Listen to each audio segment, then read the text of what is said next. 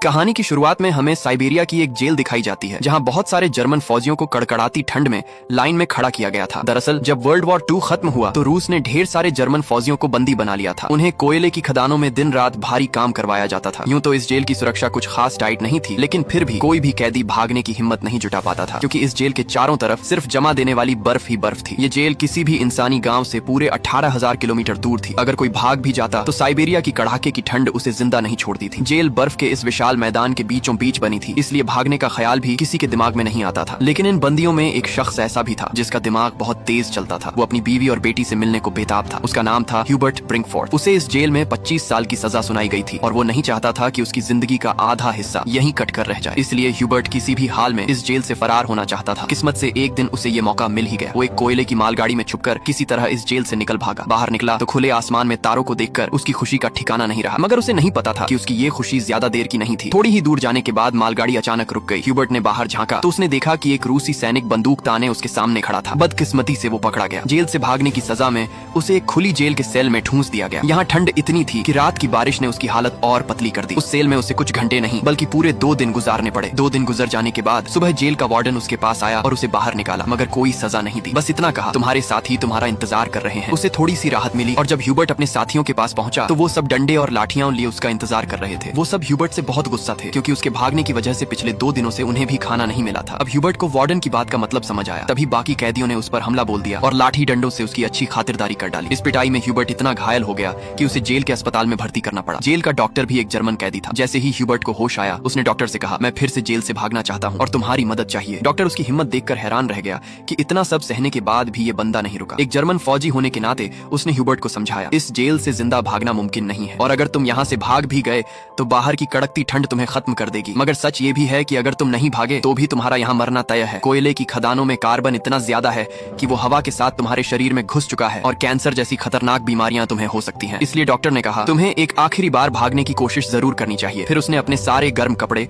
बर्फीले जूते और जरूरी सामान ह्यूबर्ट को दे दिया। साथ ही बताया कि उसे रेलवे लाइन के पास खाना छुपा हुआ मिल जाएगा। इतना ही नहीं, उसने ह्यूबर्ट को एक बंदूक भी दी ताकि वो अपनी हिफाजत कर सके। दरअसल डॉक्टर ने ही ये सब खाना, बंदूक, गर्म कपड़े आदि जमा किए थे, क्योंकि वो खुद भी इस नरक से भागना चाहता था। मगर हाल ही में उसे पता चला था कि उसे कैंसर है और उसके पास 1 महीने से ज्यादा वक्त नहीं बचा है। इसलिए उसने ह्यूबर्ट की मदद करने की सोची। उसने ह्यूबर्ट को एक लंच बॉक्स थमाया और कहा, अगर तुम जिंदा बच गए तो मेरी फैमिली तक ये लंच बॉक्स पहुंचा देना और कहना कि मैं अब इस दुनिया में नहीं हूँ। रात के अंधेरे में ह्यूबर्ट फिर से फरार हो गया। इस बार उसने मालगाड़ी की बजाय पैदल चलने का फैसला किया। वो रात भर चलता रहा और सुबह भी नहीं रुका, क्योंकि उसे डर था कि रूसी सैनिक उसे पकड़ न ले। सुबह जब वार्डन को खबर मिली कि ह्यूबर्ट फिर से भाग निकला है तो वो सीधा डॉक्टर के पास पहुंचा, मगर तब तक डॉक्टर अपनी जान ले चुका था, क्योंकि उसे पता था कि ह्यूबर्ट के भागने की खबर सुनकर वार्डन उसे बहुत तड़पाएगा। इसके बाद वार्डन ने कई रूसी सैनिकों को ह्यूबर्ट की खोज में भेजा और उसे जिंदा पकड़ने का हुक्म दिया। मगर कई दिनों की तलाश के बाद भी ह्यूबर्ट का कोई सुराग नहीं मिला। उसकी किस्मत अच्छी थी कि बर्फबारी की वजह से उसके पैरों के निशान मिटते जा रहे थे, जिससे उसे ढूंढना और मुश्किल हो गया। सबको लगने लगा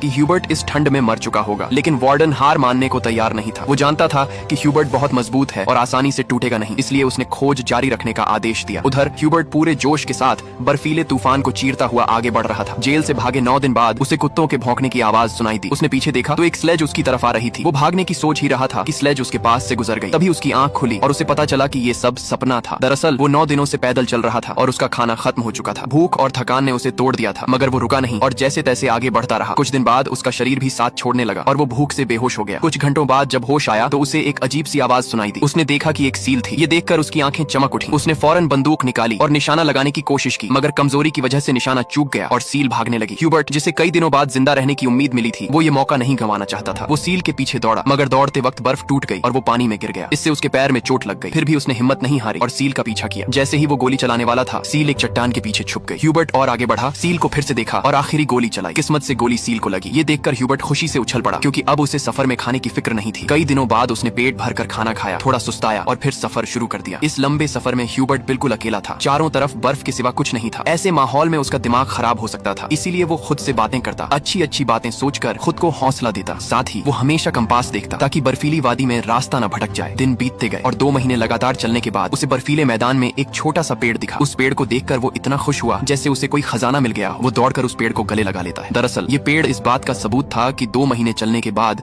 वो बर्फीला इलाका पार कर चुका था और अब जंगल शुरू होने वाला था। थोड़ा और चलने पर वैसा ही हुआ। जंगल शुरू हो गया और बर्फ का इलाका खत्म। जंगल में वो बहुत खुश था। उसने लकड़ियां इकट्ठा की, आग जलाई और कई महीनों बाद पहली बार चैन से सोया, मगर अगला दिन उसके लिए आरामदायक था या नहीं ये कोई नहीं जानता। इधर वार्डन अभी भी ह्यूबर्ट की तलाश में था। उसने अपनी सर्च पार्टी को 700 किलोमीटर के दायरे में खोजने का हुक्म दिया। उधर ह्यूबर्ट जंगल से गुजर रहा था कि अचानक एक बर्फीला तूफान आ गया। तूफान इतना तेज था कि बड़े बड़े पेड़ उखड़कर गिरने लगे। ह्यूबर्ट जैसे ही आगे बढ़ने की कोशिश करता है, एक विशाल पेड़ उस पर गिर पड़ता है। उसकी किस्मत अच्छी थी कि शाम को 2 लोग वहाँ से गुजरे जो सोना ढूंढ रहे थे। उन्होंने ह्यूबर्ट को देखा और उसकी जान बचा ली। इसके बाद तीनों एक साथ आगे बढ़े और कई दिनों के सफर के बाद बर्फीले मैदान से बाहर निकल आए। रास्ते में उन्हें एक नदी मिली। उसे पार करने के लिए उन्होंने लकड़ी की नाव बनाई। नदी पार करते वक्त वो आपस में गप्पे मारने लगे, बचपन के किस्से सुनाने लगे। लेकिन तभी नदी का बहाव तेज हो गया और नाव बेकाबू होने लगी। एक साथी का संतुलन बिगड़ा और वो पानी में जा गिरा। उसे तैरना नहीं आता था और वो डूबने लगा। ये देखकर ह्यूबर्ट ने पानी में छलांग लगाई और किसी तरह उसे किनारे तक लाकर उसकी जान बचा ली। मगर उनका दूसरा साथी उन्हें डूबने के लिए छोड़कर अकेला आगे बढ़ गया। वो साथी बहुत लालची था। उसे लगा कि दोनों मर गए होंगे और उसने अपने दोस्त का सोना भी हड़प लिया। थोड़ी देर बाद जब ह्यूबर्ट और दूसरा आदमी टेंट तक पहुंचे तो उस आदमी को अपने दोस्त पर बहुत गुस्सा आया। उसने अपने लालची साथी को गोली मार दी। इसके बाद ह्यूबर्ट और वो आदमी सामान उठाकर आगे बढ़े। वो दोनों कई महीनों तक इस उम्मीद में चलते रहे कि कोई इंसानी बस्ती मिल जाए। लेकिन सर्दियां फिर से आ गई और जंगल बर्फ की चादर से ढक गए। उस आदमी का सामान बहुत भारी था जिससे उसे बर्फ में चलने में दिक्कत हो रही थी। ये देखकर ह्यूबर्ट ने उसका बोझ कम करने की कोशिश की और कहा, थोड़ी देर के लिए अपना सामान मुझे दे दो। मगर उस आदमी को शक हुआ कि शायद ह्यूबर्ट उसका सोना चुराना चाहता है। उसने ह्यूबर्ट पर हमला किया और उसे धक्का देकर नीचे गिरा दिया, जिससे ह्यूबर्ट बेहोश हो गया। जब ह्यूबर्ट को होश आया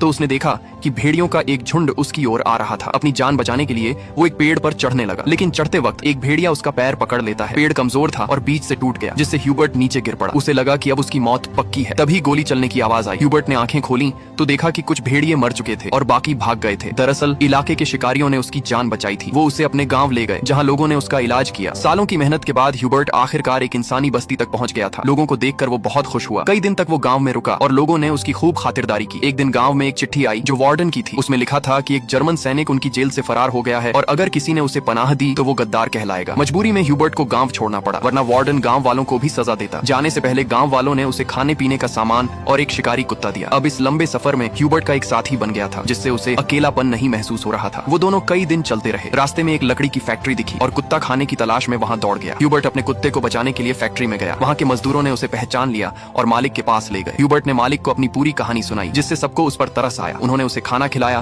और जर्मनी जाने वाली ट्रेन में बिठा दिया। ह्यूबर्ट खुश था कि वो जल्द घर पहुंच जाएगा, मगर उसे नहीं पता था कि फैक्ट्री के मालिक ने वार्डन को उसकी खबर दे दी थी। वार्डन अपने सैनिकों के साथ स्टेशन पर उसका इंतजार कर रहा था, लेकिन स्टेशन पहुंचने से पहले ह्यूबर्ट ने दूर से रूसी सैनिकों को देख लिया और मौका पाकर ट्रेन से कूदकर भाग निकला। मगर रूसी सैनिकों ने उसे देख लिया और पीछा करने लगे। ह्यूबर्ट ने जल्दी से पटरियां पार की, लेकिन अचानक वार्डन सामने आ गया। ये देखकर ह्यूबर्ट का दिल डूब गया, क्योंकि उसे लगा कि उसकी सालों की मेहनत बेकार हो गई। लेकिन तभी उसके कुत्ते ने वार्डन पर हमला कर दिया और उसे काट लिया। इससे ह्यूबर्ट को फिर से भागने का मौका मिल गया। वो पूरी ताकत से भागा, लेकिन तभी गोली चलने की आवाज आई। पीछे मुड़कर देखा तो उसका कुत्ता मर चुका था। ये देखकर उसे बहुत दुख हुआ, लेकिन वो रुका नहीं और पूरी ताकत से आगे बढ़ता रहा। फिर वो एक पुल पर चढ़ा और नीचे से गुजर रही ट्रेन पर कूदकर भाग निकला। इस तरह वो एक बार फिर वार्डन के चंगुल से बच गया। दिन बीतते गए और ह्यूबर्ट धीरे धीरे अपने सफर में आगे बढ़ता रहा। देखते ही देखते 1922 आ गया। जेल से भागे उसे 7 साल हो चुके थे। वो सेंट्रल एशिया में था और एक गांव के मेले में इधर उधर घूम रहा था। मेले में उसने तरह तरह की खाने की चीजें देखी। उसका मन तो खाने को कर रहा था, लेकिन जेब में एक पाई भी नहीं थी। वो दिल पर पत्थर रखकर आगे बढ़ गया। मेले में एक जासूस जैसा आदमी था जिसने ये सब देख लिया। ह्यूबर्ट एक चर्च में गया और वो आदमी उसका पीछा करते हुए वहाँ पहुँच गया। दरअसल वो आदमी भी कभी कैदी था, इसलिए उसने ह्यूबर्ट को पुलिस के हवाले नहीं किया और उसकी मदद करने की कोशिश की। वो ह्यूबर्ट को अपने घर ले गया, जहाँ ह्यूबर्ट ने कई साल बाद शेव की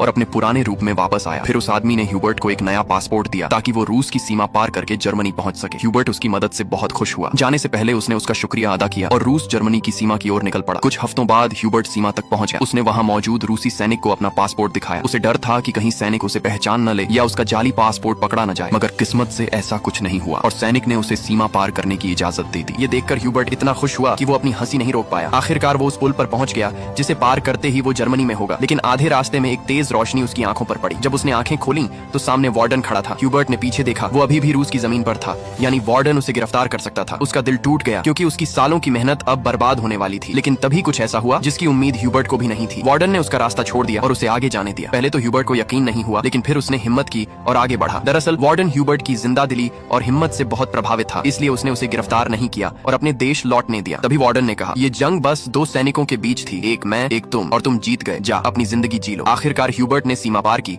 और जर्मनी पहुंच गया। फिर वो अपने घर के पास पहुंचा, जहां उसने अपनी बेटी और पत्नी को देखा। थोड़ी देर बाद वो दोनों चर्च जाने के लिए निकले तो ह्यूबर्ट भी उनके पीछे पीछे चर्च पहुंच गया। उसने अपनी बेटी को अभी तक आवाज नहीं दी थी, क्योंकि उसे यकीन था कि उसका पिता एक दिन जरूर आएगा। जब उसकी बेटी ने पीछे मुड़कर देखा तो उसने अपने पिता को पहचान लिया और दौड़कर उसे गले लगा लिया। इतने सालों बाद ह्यूबर्ट को जिंदा देखकर उसकी पत्नी की खुशी का ठिकाना नहीं था। आखिर में तीनों ने एक दूसरे को गले लगाया और इस सच्ची कहानी पर बनी फिल्म यहीं खत्म हो गई। उम्मीद है आपको ये कहानी पसंद आई होगी। इसी ही और वीडियो के लिए हमारे चैनल को जरूर विजिट करें।